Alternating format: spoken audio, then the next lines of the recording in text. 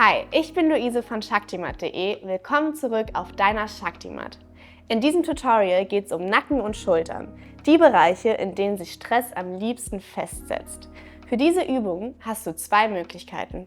Du kannst deine Shaktimat einfach aufrollen und als kleines Kissen nutzen, oder du greifst direkt zu unserem Premium Shakti-Kissen, das die Schultern, den Nacken und den Hinterkopf gleichzeitig abdeckt und das Shakti-Erlebnis noch intensiver macht.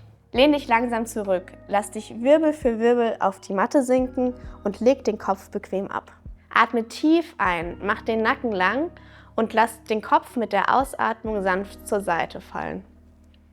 Bleib hier für ein paar Atemzüge und wenn du soweit bist, leg den Kopf sanft zur anderen Seite. Nach 1 bis 2 Minuten spürst du, wie das erste Ziehen nachlässt, sich Wärme ausbreitet und dein Körper in den Entspannungsmodus schaltet.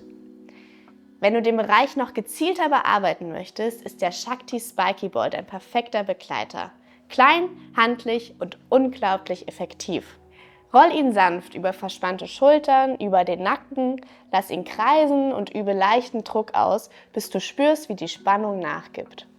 Übrigens, du kannst ihn auch für andere Bereiche verwenden, zum Beispiel für die Füße, die Unterarme oder den unteren Rücken. Kombinier beides, wenn du magst. Lockere den Bereich kurz mit dem Spiky Ball auf, leg dich danach auf das Kissen oder die Matte und spür nach. Bleib hier ruhig für 15 bis 20 Minuten. Dein Körper macht die Arbeit ganz von allein.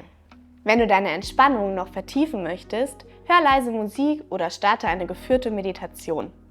Danke, dass du dir Zeit für dich nimmst.